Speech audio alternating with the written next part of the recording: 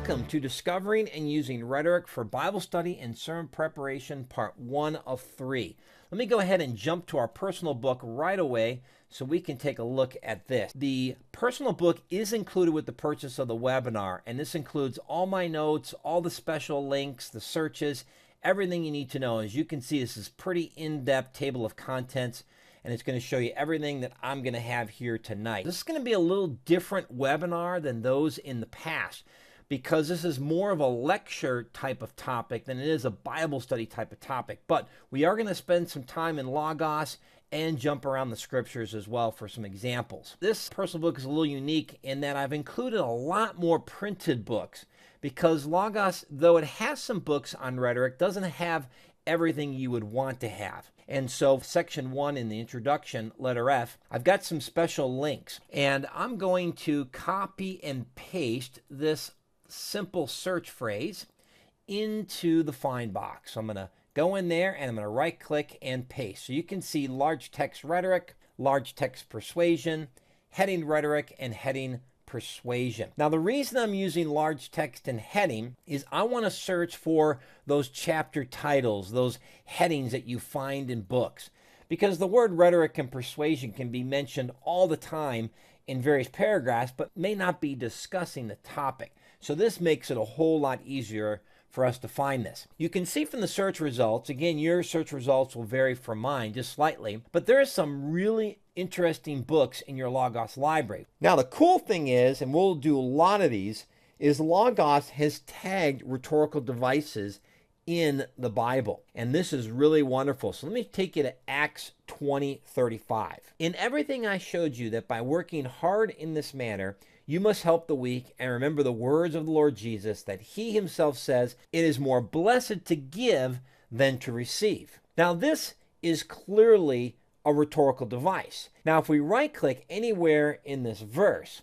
the right click menu opens up. And if we scroll down, we can see that there is this tag here, this little tag icon. If we click and expand that, we can see some figure of speech. We can see the continued simile. We can see this is a proverb. We can see that this is a narrative. So if a figure of speech is used, it's going to be mentioned here. Now this brings us to number 7, where I'm going to introduce to you 5 key rhetorical devices. So let's walk through this. Let's look at the goal of all these devices. Many of these devices, believe it or not, you already naturally use. However, the goal that I want to do tonight is to help define them, determine their purpose, and identify their optimum placement. This is not something you're going to do at the beginning of the sermon process. You're going to do this when you're all done with your message and you have a little extra time. And now what you want to do is you want to go back, identify those key significant places in the sermon where you really want to make a strong point, and then those are the places where you want to use these rhetorical devices. So don't do this at the front end, do this at the back end. It'll be a whole lot easier. And you may only do 3 or 4 of these devices because you only have 3 or 4 major points. So this is kind of like icing on the cake. This is seasoning that you're going to be adding. And you don't need a lot of these to be very effective. Now, I have several collections I'm going to introduce you along the way. This one we've done before. It's the book type glossary. Let me go ahead and open this up so you can see the types of resources that are in this particular collection. So I'm going to go to Tools. I'm going to go to Collection. There you can type in the name and you type in the rule. I'm going to go ahead and open it up, Glossary. Logos has included these special glossaries. And in these glossaries are special terms and definitions and search examples that help us understand rhetoric and other things as well. And so this particular collection I've created so I can search it for rhetorical devices. So we're going to do that in a little bit. First rhetorical device, and this should not be a surprise to any of you, is the question. But most of us just use questions in an ordinary way. What I want to do is show you how questions can be more effective when you take into account the rhetorical use of a question. So let's define this. It turns out Bullinger actually discusses this. It's called interrogating. He gives you the technical term here, eroticis. The asking of questions without waiting for the answer. This is really important. So the purpose is to engage the audience and generate interest for what follows. Let me give you some examples from the Bible. Genesis 37:26. Judah said to his brother, here's the question, what profit is it for us to kill our brother and cover up his blood? So Judah is trying to rescue Joseph, right? And he does this by not saying, let's not kill our brother. Instead, he uses a rhetorical question to get them to change their mind. This is a great example of how a question can lead someone to listen more. And then you can see in verse 27, come, let us sell him to the Ishmaelites and not lay our hands on him, for he is our brother, our own flesh. And his brothers listened to him. So the question is thrown out rhetorically, and then the answer is given. Notice that the answer comes from the one who raised the question. Let me give you another example. Proverbs 5:20. For why should you, my son, be exhilarated with an adulteress and embrace the bosom of a foreigner? I mean, that's an incredible rhetorical question to get a person to say to themselves, should I commit this type of sin? No. And then he follows up with the answer, for the ways of a man are before the eyes of the Lord, and he watches all this pass. His own iniquities will capture the wicked, and he will be held with the cords of his sin. He will die for lack of instruction, and the greatness of his folly he will go astray. So the author is giving the answer by saying, look, if you go commit this sin, let's understand God is all-seeing, all-knowing. You cannot get away with this. Great example of a rhetorical question. I'm sure you've heard of this quote from John F. Kennedy, and I wanted to give you this because this is a little different twist on it. And so, my fellow Americans, right, you know this one, ask not what your country can do for you, ask what you can do for your country.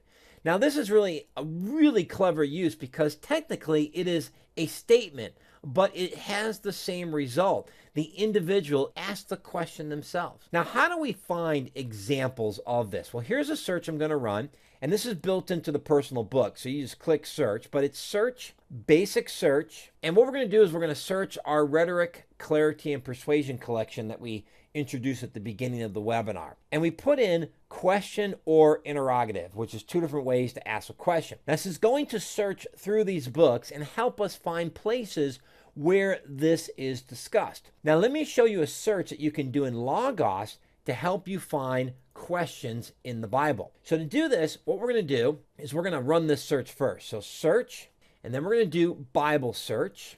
And I'm going to copy and paste this specialized search. It's this left squiggly bracket, section, space, less than sign, propositional outline, space, equal space, question, greater than sign, and then squiggly bracket. Now I'm going to do this against my New American Standard, but you can do this against the King James and any other Bible. You'll see I got a whole bunch of search results back. What's going on here? Well, let me open this up and show you what's really going on.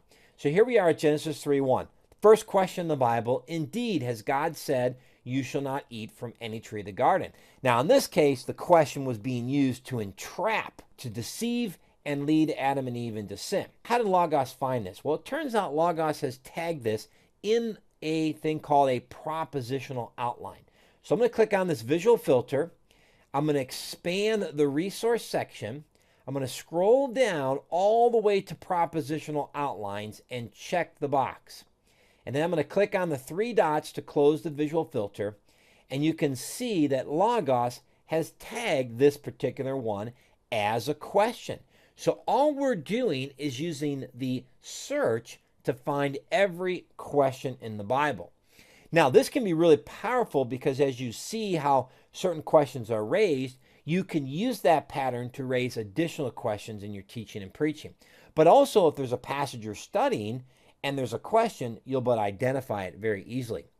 Turns out there's another tool in Logos that can help you find questions, and that is using the Loneita. So let me go ahead and run the search and get some examples. Now, this unfortunately is only for the New Testament. Loneita is only a New Testament tagging. But here we have two types in this search. We've got answering, and then we have asking. And his disciples asked him, Why do the scribes say that Elijah must come first? Turns out, if we actually go to these verses, I'm going to go to this one. Why then do the scribes ask? If we actually right-click on the word asked, and sure enough, there's the code, 33-180. Now I'm going to click on the code and open up the Lounsida dictionary. And so you can see this more clearly. It turns out that there's a classification here, and it's 33-180. Let me scroll down to that. So here's 33 and here's 180, and there's a thing called question and answer. So these codes, when you search on them, will help you find all the questions and answers in the Bible. Very useful when studying questions. So be aware of that. And then there's another one in the book type glossary collection I mentioned earlier. Now, if we search under the collection book type glossary and we search on the word question or interrogative, we can see that there are several references